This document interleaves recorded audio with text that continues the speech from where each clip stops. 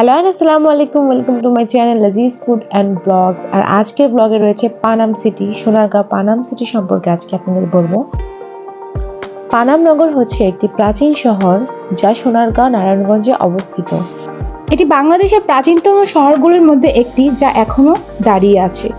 British Mughal Panam Nagar Bangladesh পানামনগরে অবস্থিত। বাংলাদেশের পানামনগরের অবস্থান সেই সময়ের তিনটি শহরের মধ্যে বড় নগর। পানামনগর ছিল সবচেয়ে আকর্ষণীয় এলাকা, যা প্রায় 20 বর্গ কিলোমিটার এবং 7 বর্গ মাইল জুড়ে অবস্থান করছে। এই সোনারগাঁ পানাম সিটি দেখতে অনেক বিদেশি এবং দেশীয় নাগরিক ছুটে আসে। আজকে সেখানেই আমরা যাচ্ছি। ফাইনালি আমরা একটা সিএনজি করে বাসা থেকে বের হয়ে তারপর সোনারগাঁ চলে এসেছি। সোনারগাঁ অনেকগুলোই প্রদর্শনী স্থান রয়েছে যা আপনি ঘুরে ঘুরে দেখতে পারেন। সো আজকে ফার্স্টে আমরা সোনারগাঁ জাদুঘর বা সোনারগাঁ মিউজিয়াম যেটাকে বলে সেখানে এসেছি। আর আমার সাথে রয়েছে তাজমিন এবং মিম অ্যান্ড আমাদের ফ্যামিলি ফ্রেন্ডস ইভা।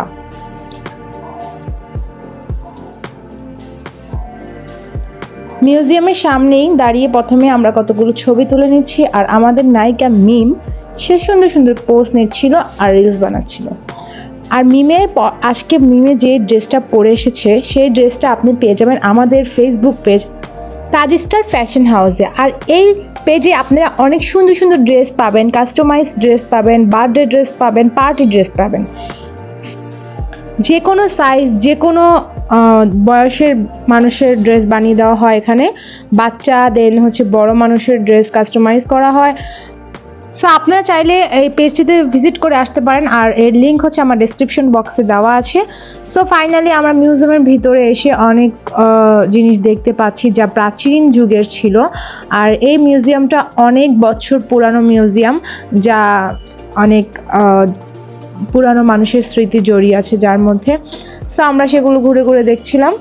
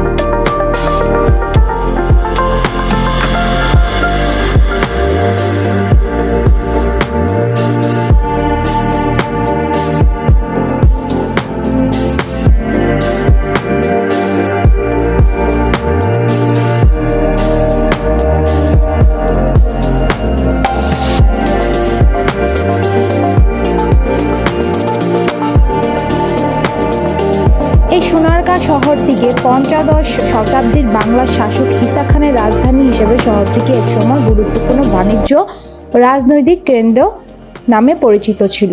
যদিও ভবনগুলো এখন বেশিরভাগই ধ্বংসাবশেষে, ঐতিহাসিক শহরটি সুলতানি, মুঘল এবং ব্রিটিশদের আমলের উদাহরণ রয়েছে। এখানে অনেকগুলো মুঘল মিউজিয়াম রয়েছে, স্মৃতিসৌধ রয়েছে। আমরা একটাতেই অবস্থান করেছি। এই প্রাচীন নগরে এসে খুবই ভালো লাগছিল।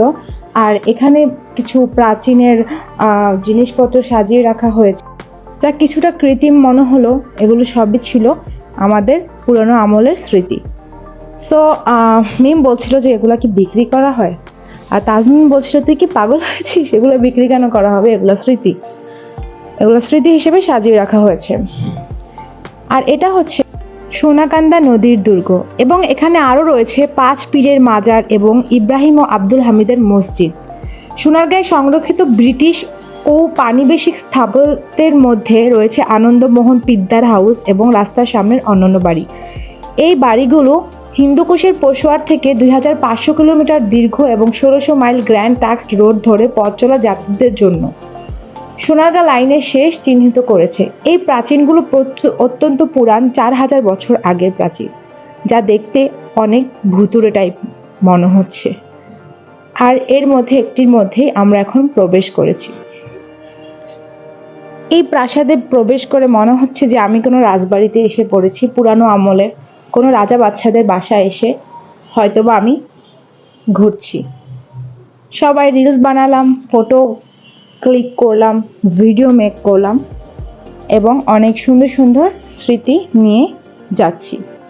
এই জায়গাটা অনেক ভালো লেগেছে, পুরানো স্মৃতিগুলো আমাদের মনে নাড়া দিয়ে থাকে। অবশ্যই আপনারা এই জায়গাটা ভিজিট করবেন, কারণ এই জায়গাটা ভিজিট না করলে আপনি ঢাকা শহরের মধ্যে অনেক সুন্দর একটি পর্যটন স্থান মিস করে ফেলেছেন।